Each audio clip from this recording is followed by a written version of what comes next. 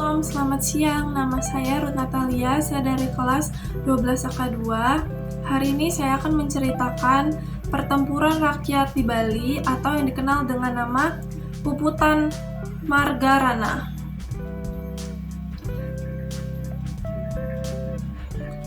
Latar belakang Puputan Margarana dimulai dengan kembalinya Belanda setelah Indonesia merdeka.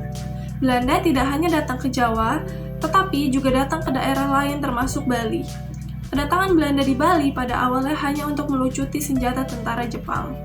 Namun, kedatangan Belanda ditentang oleh banyak orang Bali dan pejuang kemerdekaan Indonesia.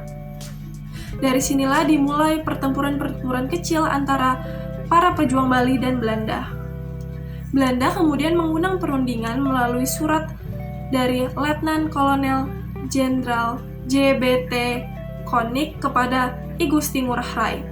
Permintaan itu ditolak oleh I Gusti Ngurah Rai.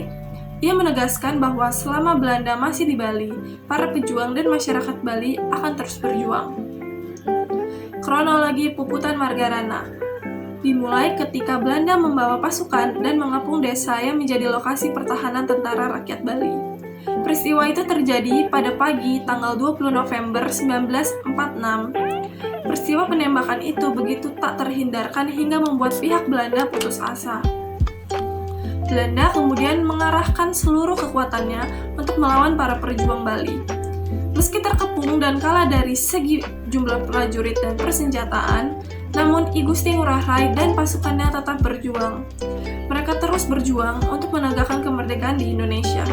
Pertarungan tersebut mengakibatkan banyak korban dari kedua belah pihak. Sekitar 100 tentara di Bali tewas termasuk I Gusti Ngurah Rai. Sementara itu, sekitar 400 tentara Belanda juga tewas dalam pertempuran tersebut. Peran masyarakat Desa Marga dalam Perang Puputan Margarana selain melibatkan banyak prajurit, acara Puputan Margarana juga melibatkan masyarakat di lokasi. Adapun peran masyarakat desa dalam Puputan Margarana adalah 1. Sebagai penjaga pos pengintaian. Pos 1 sebagai pos pengintaian, orang-orang yang bertugas di pos ini bertugas untuk melihat situasi ketika Belanda datang. Pos 2 disebut dengan pos penerima berita.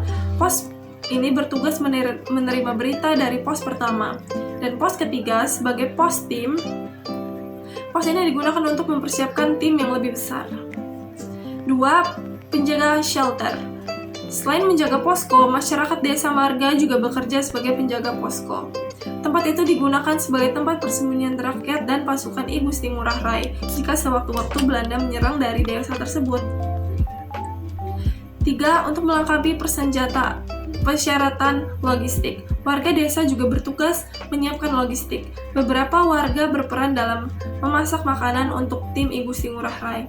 Tak hanya menyiapkan makanan, ada juga warga yang menyiapkan tempat beristirahat untuk pasukan Indonesia. Demikian penjelasan tentang peristiwa Puputan Margarana yang berlangsung di Bali. Acara tersebut merupakan bukti kegigihan masyarakat Bali dalam mempertahankan kemerdekaan Indonesia. Pesan dan pesan yang dapat saya sampaikan berdasarkan cerita yang sudah saya sampaikan adalah tetap semangat untuk membela negara kita. Membela negara bukan berarti kita harus mengangkat senjata, tetapi kita bisa berikan bakti kita melalui skill yang kita miliki untuk memajukan negara kita. Terima kasih.